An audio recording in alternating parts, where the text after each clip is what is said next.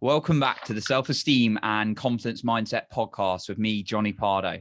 Today, I welcome a fellow neuroencoding specialist to the show with me, Gina, where we're going to be talking about nutrition, self-confidence, and just feeling more energetic and awesome within ourselves. So welcome to the show, Gina. Yeah, well, thank you for having me, Johnny. It's a pleasure to be here with you. Well, I'm really pleased you could join us today because I know the conversations we've had about nutrition, you've really helped me, always wanting to improve myself. And I know there's a lot of people wanting to improve themselves out there. And what we eat is as key as the information we're taking in and the mental work we're doing. So really pleased you can share some value with us on the show today. Just a quick introduction into Gina, and then we'll go into the conversation today. So Gina is a nutrition strategist with a neuroencoding edge to her coaching style. Gina helps busy mums figure out their superfoods, what they are, so they can achieve weight loss, have more energy, and feel the benefits of mental clarity. Some great work to be involved in, Gina. So can you tell us a little bit about what got you into this area? Yeah, you know what? I actually fell into this by accident, and it kind of wasn't really by choice. I do have my bachelor's in psychology. I have 5 children, and it was actually after I had my 5th child that I just was really noticing that my health was declining. I always was a very energetic person. And, my level of tiredness it was like plateaued. It was hard to get up in the morning. I was losing more hair than I did normally with the other kids that I had previously. I just knew something wasn't right. It was just really hard to get through the day. And I went to my doctor. All my levels were fine. I did all the testing. I actually thought I had maybe a thyroid issue because that can really happen with women after they go through pregnancies. Our hormones really decline. And then a lot of times you do have thyroid issues. And I just thought, okay, something is going on. And when I heard that all my levels were okay and I just needed to rest, that wasn't good enough for me. So I really just decided to dig deep into what was going on with all of my symptoms. And I also had really bad eczema. I had eczema, I would say I did have it for over 20 years. I suffered with it, but with each pregnancy, the eczema just kept getting worse and worse and worse. And it got to a point after my last child that I had that the eczema would itch so bad on my hands. And I do not recommend this for anybody. And I was doing creams and steroids, but they weren't working. And so I would literally have to run hot water. And again, I don't recommend anybody doing this. I would have to run hot water and I would have to stick my hands in the hot water and literally burn my hands. So that way my brain would stop saying, you're itching, you're itching, you're itching. And it would switch to like, oh, you kind of like burned yourself, which would actually calm the itching. And I would have temporary relief for a while. So that was just another part of it. It was just, that was getting worse. The creams weren't working. The steroids weren't working. I was told that maybe I should have radiation on my hands, and that was like not going to be an option. I did not want that. So I just said, you know what, I'm going to dig deep into this. I'm going to find out what's wrong and what's going on. And that's when I fell into people like Dr. Mark Hyman, Dr. Grundy, Dr. Berg, and I started diving into all this stuff about food and nutrition and how food equals communication for our body. And when I started doing those little bit of things, I noticed huge improvement. My eczema went away. It's gone. I haven't had it for over 3 years. All my hair grew back, and it grew back thicker than it was before. I have great energy. My brain fog is gone. And yeah, so everything is just going real well. And I knew if I was feeling this way, that there were other women too that must be suffering like I was and not getting the answers that they needed to from their doctors. So I came to a point in my life after having my 5th daughter where I did want to go back into work. And I was like, you know what? I really love this. And then people were asking me what you were doing, and I was helping family and friends. And I also helped my mother that was diagnosed with cancer and helped her get through her cancer successfully. And she's doing amazing, by the way. And she's doing beautiful. And all of her markers are always coming back really well. And I just knew there was something to this. And so I went back and I got more certifications into functional nutrition. I also went through with Dr. Daniel Amen. I did both of his courses, um, learning about the brain, and here I am right now. So doing this and loving what I do and helping women feel No, better. brilliant. Yeah. And yeah, well, thank you for sharing some of the challenges you went through. And obviously it was a challenge you overcame, and then therefore you've been able to help others with that. So obviously a fantastic thing to do. So my kind of like first question, there's many questions I could ask you because I'm always fascinated by health and how it impacts us in multiple ways. And it's kind of from all my teachers that I've learned, people like Tony Robbins, people like Peter Sage, who I follow, they're always talking about health being the foundation to everything. If you've got no health, every other area is always going to be a challenge, or your life's going to be challenged. But could you tell us a little bit about how working on your health and then feeling more energetic helped with your confidence a little bit? Oh yeah, absolutely. You know what? When you are not feeling well, it feels very lonely and Mm, very isolating. You feel like nobody understands you. Um, and it can be very, very isolating. But then when you get your health and you get your energy back, you want to open up to people. You want to share more. You're laughing. Your mood feels better. And you just feel like yourself again. And feeling like yourself again, right? Then that's where the confidence comes in. yeah, love You that. know. Got more Hmm. energy to share with people as well. I remember Tony Robbins say, here's three things you need to know to succeed. Number one, energy. Number two, energy. And guess what? Yes. Number three is energy. Yeah, it's It really key. does. It can make or break your day.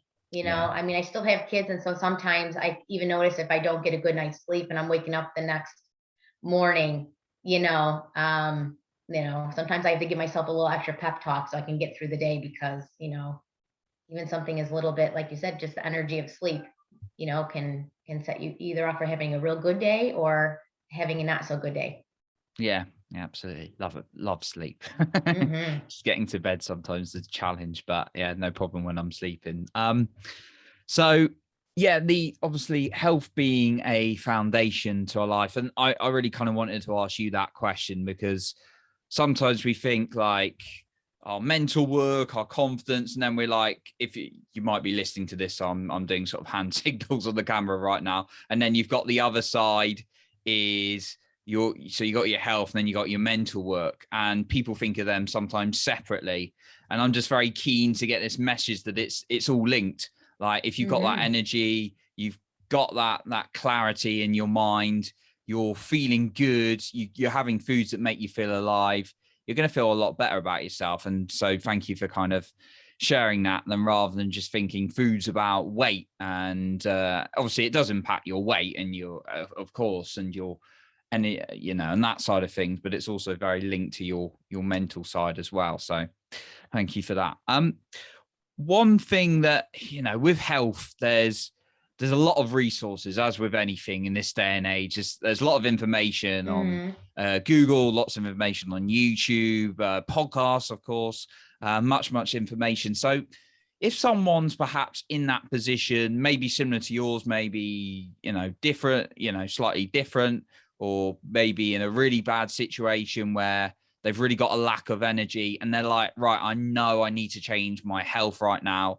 I don't feel necessarily my traditional doctor's the best person to go to about this, although that's of course recommended to keep going. But they want to make a start, but they're so overwhelmed. What kind of starting points would you guide them with? Yeah, I think the first starting point, and a lot of times when I talk to my clients, I like to ask them is what's your priority? You know that Mm, your health isn't really well. So, but what is that in there? Because it can be a lot of things for a lot of people. Maybe some people, maybe it's the stress more than the weight loss. So, there's certain things that maybe you might want to address first Mm. before, like I said, like it is weight loss, for other people too. Maybe they've did come back from the doctor and they have diabetes, and now they're like, well, what do I do now with that? So I say this first starting point is first finding out where you want to start, because this is, you could get a coach, somebody to help you, but this is ultimately, your lifestyle, and you're going to have to change this lifestyle. So if you can pick something, I always like to have my clients pick something that they know, that they feel even some confidence in starting. So then that way too, it's going to be more of a motivator for them to then keep moving to the next set of steps through their health journey, by starting with what it is that they would like to start with first. Yeah, the good quality question of actually being clear and defining, or else you don't know where you're going if you haven't defined that destination. I like what you said about, is it weight loss? Is it more energy? Is it kind of just that more sensible confidence? Maybe it's a couple of those things, but yeah, just clearly defining it for you. So yeah, great point in that. So one kind of thing about in our world, obviously we connected in our neuroencoding community, which is an amazing community, amazing family, as I call it. And you might think of it as your sort of second family as well. I certainly do, or one of my families. Is a great place. What kind of have you seen the role of people's environment and community around them, and the impact that sometimes plays on their health? Oh yeah, wow, that's a great question. A couple of things. One is, we've seen just what has happened over with COVID. Look what not having community has done to people, and making them being isolated. And a lot of people's health has declined because of that isolation, not having community. Then there's another part of community too. If you're usually the people that you hang with is the same kind of behaviors that you're going to have. So if you're a kind of person that's like, you know what, I need to start feeling better. I need to lose weight. I need to stop drinking. Well, if you're hanging out with a community of people and friends that constantly like to go out maybe every single night, or go out and drink, or stay out late, you might have to change, your community of friends, in order to get yourself healthy as well. Or even in your family, maybe you really want this for yourself, but maybe your spouse doesn't want it. So it's kind of like, you have to look into that community too as well, and make some decisions too. And there's sometimes those tough decisions and conversations you need to have, right? But yeah, need to kind of look at the long term. What's it going to might be a little bit painful now, but what's it going to be ultimately down the line a little bit as well. Like if I keep going this way. So yeah, love what you said about making sure you got the right people, and I can relate to that. When I'm not drinking, it's living in the city centre. You got lots of parties around, so I'll make sure I'm staying in that evening, or just not gone out to the shops or whatever, or walk around, or perhaps gone and visited somewhere out of town. Sometimes it just, you can get drawn in by that environment, and it's very difficult. With willpower doesn't last on a long-term basis. So yeah, glad you said that. I mean, especially too, because if you're out, you're having fun, you're socializing, and then you're like, I'll have one. Yeah. And then you have the one, and then you're feeling even better because, we know what dopamine gets released and you feel rewarded. And so then you're like, I'll have another one. And before you know it, it could be 3 o'clock in the morning. And you're like, oh, I just ruined my day. Yeah, done it. Done that many times through in the last in my 20s decade anyway. Certainly. Oh, yeah. Certainly experienced that quite a lot. So yeah, no, that's a good point. You can get drawn in. So for someone who's perhaps got a challenge of, like, they keep eating the same foods they know they shouldn't. Maybe they're having, for example, going to the coffee shop and having that like muffin every morning, or that cookie every morning, and they know they need to cut back, but it's a very difficult habit to break. What are your suggestions for sort of cutting down habits a little bit with food? I love this one. I love this one because I can get real creative with this, especially with my clients when they come to me and they have that. I just say, let's swap out for something better. Mm. I'm not gonna, if you really want to go have your coffee when you have a work, sure, that's great. But what are you putting in your coffee?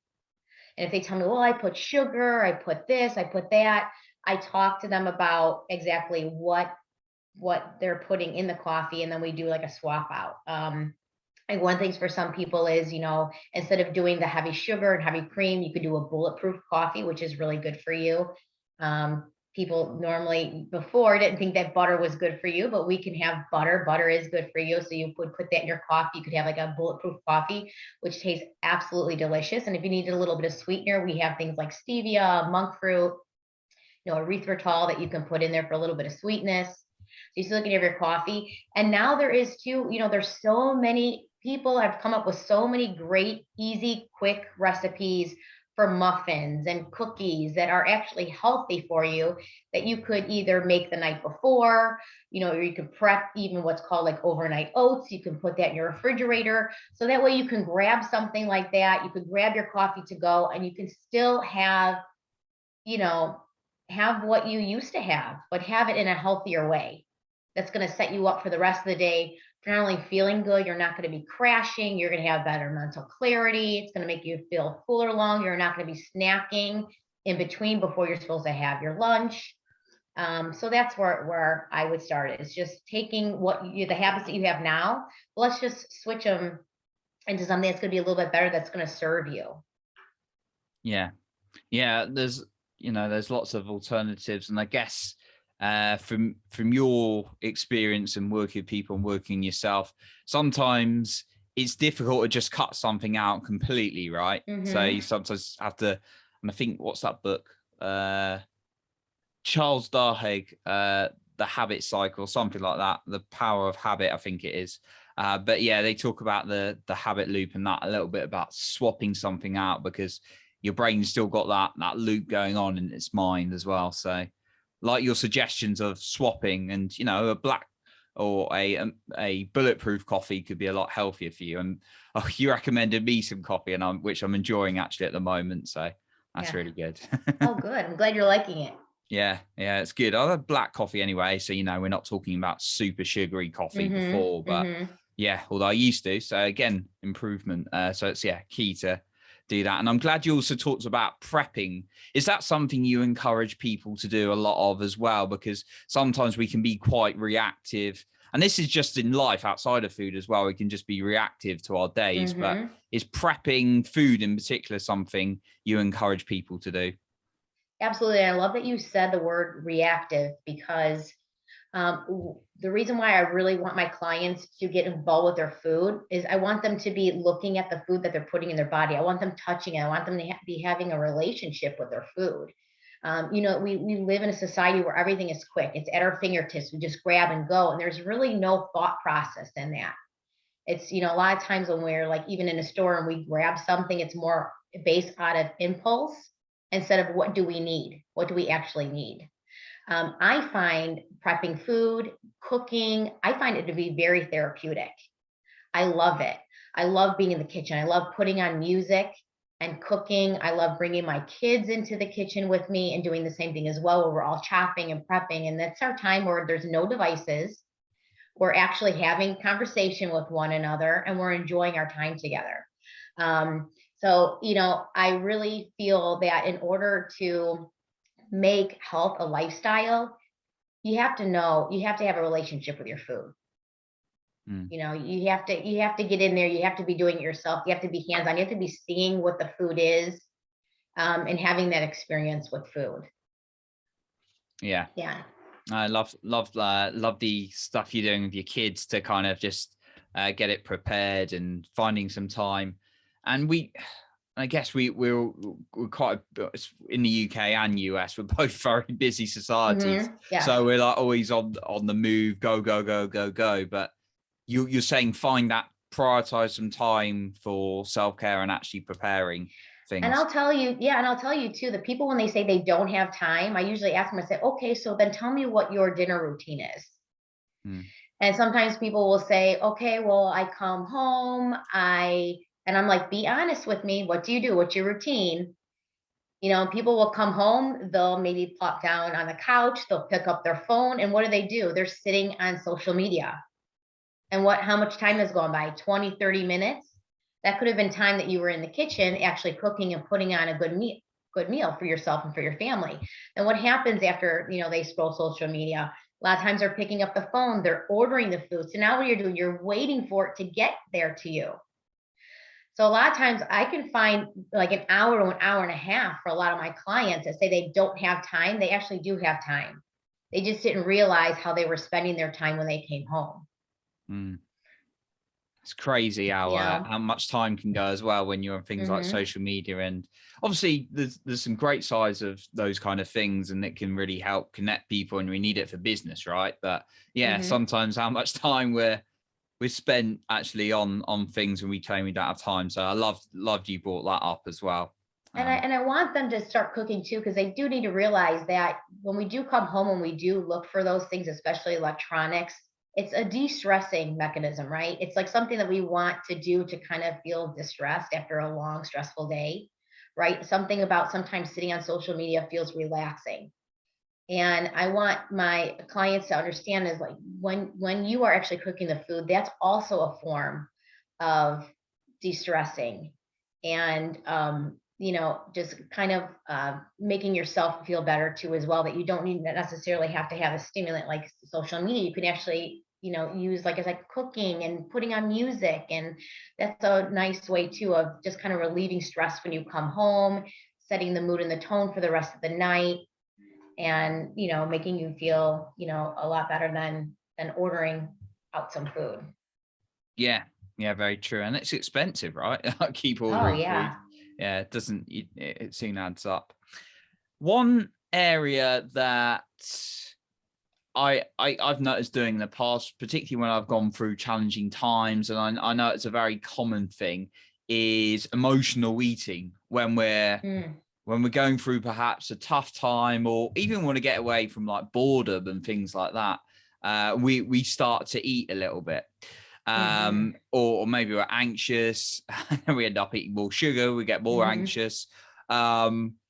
Or kind of we get, like, people might be going through a hard breakup. I remember I was eating bad stuff when I was going through, dating breakups and stuff like that. And it's kind of, we sometimes use food as an emotion. So when if you've worked with people on this issue, or kind of you're aware of this issue when we're just emotionally eating, what's kind of a useful starting point for this? Is it just to become a bit more self-aware and identify that emotion? Yeah, you have to be self-aware, because being self-aware also allows you then to take ownership of what's going on as well.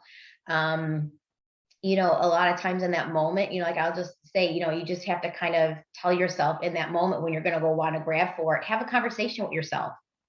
Even if it's having that conversation out loud will kind of break that pattern into getting you into saying, okay, why am I really doing this?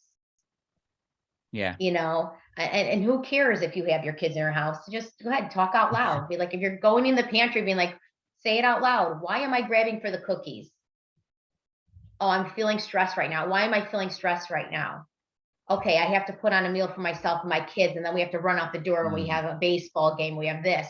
So if you start to talk to yourself and start identifying what is actually going on and what's triggering you, then you can have more of a sense and more of a control to then not cave in to those cravings and those habits and those triggers, and make better decisions and say, okay, you know what, I'm being foolish right now. I don't really need the cookie. I'm going to put it back. And now I'm going to shift over into second gear, which is actually just getting the food ready, getting the dinner on the table, and then moving forward. Yeah. Just asking yourself those conversations. Like it. The gut is something there's been over the last, I guess, I don't know, 5-10 years, something that's being researched on and talks about more and more. And you're kind of like your gut health and how vital it is to look after your gut. So could you tell us a little bit about maybe a couple of the ways you advise people or help people to kind of look after their gut more? Yeah, you know what? I also want people to realize that we should love our body. Mm. Love our body, love all parts of our body, and our body does such amazing things. And each system does something that's different that we need in order for it to do to make us be well and whole. And so when it comes to the gut, I tell my clients food equals communication. So what you're going to be putting in your mouth that's going to go in your gut is going to then tell your gut how to distribute that communication to different parts of your body. So if you're going to sit down and eat a huge piece of cake, how do you think it's going to communicate to the rest of your body? And I usually have them describe it to me on what they think it will do. Because it's not going to make your mood better. It's gonna, it's not gonna make you feel, well, it will for a minute make your mood feel better. You'll be happy while you're eating the cake, but then afterwards you won't be happy, right? Because you're like, I just ate a bunch of cake. Now I feel sluggish and ugh. Um, but using food equals communication is, I think, a big key when I'm talking to my clients as far as with the gut. And the gut does a lot of other things. Our gut has 70% of our immune system. It makes our hormones and our neurotransmitters for our brain. It also helps us too with making melatonin so that we can sleep better. So, in order to have overall real good health, we want to make sure that whatever we're eating is going to be communicating great things to the rest of our body, so that we are sleeping good and feeling our best. Yeah, great point. Yeah, I just wanted to touch on the gut as well, but I really value what you said about how we're communicating with our body in general as well. So, couple more questions. Although I could go on speaking to you for ages, Gina. Such valuable insights into nutrition and really looking after ourselves. In terms of health, sometimes we see things and we're like, oh, that's really expensive, or investing in my health is really expensive, when actually, sometimes what it's costing you in productivity is probably more, or costing you in energy is probably a little bit more. So I know you've obviously had this whole health journey, and you told us where you started a little bit, where it started for you. What can you tell us about the importance of investing in your health? Oh yeah, investing in yourself is so important. It's not only important for you, but it's Mm. important to the people that you are going to, around you as Oh, well. love it. Yeah. Yeah. It trickles down. If you take care of yourself, it's going to trickle down into your children, and your family, friends, how you are at work, with the community there at work too as well. So it's really important. It's not really just about you. It's about everybody else that you're going to be impacting too as well. Mm. Yeah, and I really appreciate you said that. It's almost like you were reading my mind, because I say that pretty much every episode about not necessarily food, although obviously food's part of your self-esteem. If you're not looking after, if you're eating bad food, you're telling yourself a bad message. You're not building a good relationship. But I always say the importance of working your self-esteem and confidence is, it's impacting other people's lives. If you're putting yourself down, it's hurting other people as well, because Hmm. you can't show up as the best energetic you for others around you. I remember when I had a lack of it, I just, like, people worried about me. I was not being a negative person, but you could sense the energy and stuff like that. But so, yeah, just what you said about food as well, and making sure you've got health. So whether it's your children, whether it's your spouse, whether it's your friends, whether it's your parents, whether it's like your co-workers or your business partners, it's going to show up as well. So appreciate you touching on that point as well. So Gina, where can people find you if they want to find out a little bit more about your work? Yeah, I am on Facebook. You can help. You can find me through Health and Mindset Revolution. I'm also, another great way is through Instagram at Gina Will Show You. Yeah, brilliant. And I see regular, very, very useful and practical information from you. So I appreciate Thanks. that, and the guidance you've certainly given me, and I know you're giving many, many other people. So we'll be sure to link those up in the description of this episode as well. So once again, Gina, a big thank you for coming on to today's episode. Yeah, thank you Appreciate for it. having me. Yeah, thank you for having me. I really enjoyed doing this. Thank you so much. Yeah, absolutely. So always love talking about health and how it links to Self-confidence, because it's one of the most fundamental bases you can have to life, your health. So looking after that. So value your insight today. So that concludes our episode for today. And remember, work on your self-confidence every single day.